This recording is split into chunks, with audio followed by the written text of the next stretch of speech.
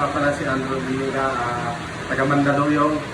Pinagawa ko yung motor ko, sniper, pinarimak ko. Sobrang laki ng pinagbago. Malakas na yung motor ko, mas lalo pang lumakas. Pinasok na ang unang pasyente ni Don Bon. Talaga naman, tinali na ni Jelton yan para ma-first check. Unang check para operahan na rin yan sa ECU ni Doc Von. Talaga namang mukhang mukha pero di yan mukhang paa. Kayod boss para pasukan na yan ng karayom. Tara na, karayom na yan para matesting na at ipasok na ang ECU. Talagang testing na naman. Tignan nyo naman, talagang paldo. Paldo na paldo, hihiwa yan sa daan, sasaglitin lang yan ng manduluyong. Talaga naman, pinakawalan na yan ni Jelton.